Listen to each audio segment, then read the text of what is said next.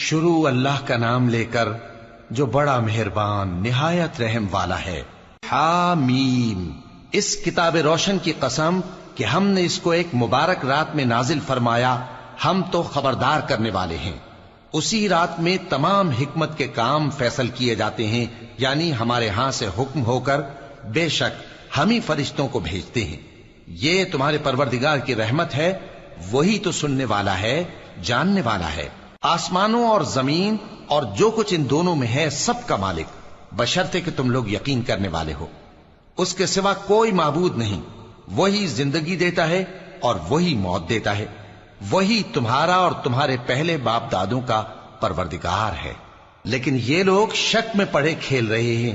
تو اس دن کا انتظار کرو کہ آسمان سے صاف دھواں نکلے گا جو لوگوں پر چھا جائے گا، یہ درد دینے والا عذاب ہے۔ اس وقت وہ کہیں گے کہ اے پروردگار، ہم سے اس عذاب کو دور کر، ہم ایمان لاتے ہیں۔ اس وقت ان کو نصیحت کہاں مفید ہوگی، جبکہ ان کے پاس پیغمبر آ چکے جو ہمارے احکام کھول کر بیان کر دیتے تھے۔ پھر انہوں نے ان سے منہ پھیر لیا اور کہنے لگے، یہ تو سکھایا پڑھایا ہوا ہے، دیوانہ ہے۔ ہم تو تھوڑے دنوں عذاب ٹال دیتے ہیں مگر تم پھر کفر کرنے لگتے ہو۔ جس دن ہم بڑی سخت گرفت کریں گے تو بے شک انتقام لے کر چھوڑیں گے۔ اور ان سے پہلے ہم نے قوم فرعون کی آزمائش کی اور ان کے پاس ایک عالی قدر پیغمبر آئے جنہوں نے یہ کہا کہ اللہ کے بندوں یعنی بنی اسرائیل کو میرے حوالے کر دو، میں تمہارا امانت دار پیغمبر ہوں، اور اللہ کے سامنے سرکشی نہ کرو، میں تمہارے پاس کھلی دلیل لے کر آیا ہوں، اور اس بات سے کہ تم مجھے سنسار کرو میں اپنے اور تمہارے پروردگار کی پناہ لے چکا ہوں، اور اگر مجھ پر ایمان نہیں لاتے تو مجھ سے الگ ہو جاؤ۔ تب موسیٰ نے اپنے پروردگار سے دعا کی کہ یہ نافرمان لوگ ہیں۔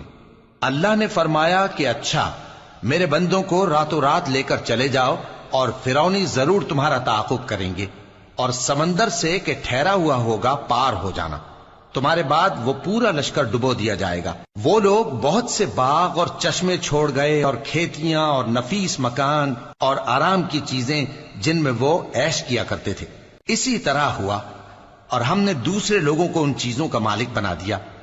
پھر ان پر نہ تو آسمان اور زمین کو رونا آیا اور نہ ان کو مہلت ہی دی گئی، اور ہم نے بنی اسرائیل کو ذلت کے عذاب سے نجات دی، یعنی فرعون سے۔ بے شک وہ سرکش اور حد سے نکلا ہوا تھا، اور ہم نے بنی اسرائیل کو اہل عالم میں سے علم کی بنیاد پر چنا تھا، اور ان کو ایسی نشانیاں دی تھیں جن میں کھلی آزمائش تھی۔ یہ لوگ یہ کہتے ہیں کہ ہمیں صرف پہلی دفعہ یعنی ایک بار مرنا ہے اور پھر اٹھنا نہیں۔ پس اگر تم سچے ہو تو ہمارے باپ دادا کو زندہ کر لاؤ۔ بھلا یہ اچھے ہیں یا تبا کی قوم اور وہ لوگ جو ان سے پہلے ہو چکے ہیں؟ ہم نے ان سب کو ہلاک کر دیا، بے شک وہ گناہگار تھے۔ اور ہم نے آسمانوں اور زمین کو اور جو کچھ ان میں ہے اس کو کھیل کے لیے نہیں بنایا، ان کو ہم نے تدبیر سے پیدا کیا ہے، لیکن اکثر لوگ نہیں جانتے۔ کچھ شک نہیں کہ فیصلے کا دن ان سب کے جی اٹھنے کا وقت ہے، جس دن کوئی دوست کسی دوست کے کچھ کام نہ آئے گا اور نہ ان کو مدد ملے گی مگر جس پر اللہ مہربانی کرے۔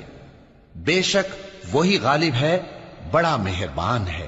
بلا شبہ تھوہر کا درخت گناہگاروں کا کھانا ہوگا جیسے پگھلا ہوا تانبا۔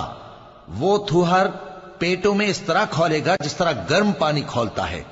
حکم دیا جائے گا کہ اس کو پکڑ لو اور کھینچتے ہوئے دوزخ کے بیچوں بیچ لے جاؤ، پھر اس کے سر پر کھولتا ہوا پانی انڈیل دو کہ عذاب پر عذاب ہو۔ اب مزہ چکھ، تو بڑی عزت والا اور سردار تھا۔ یہ وہی دوزخ ہے جس پر تم لوگ شک کیا کرتے تھے۔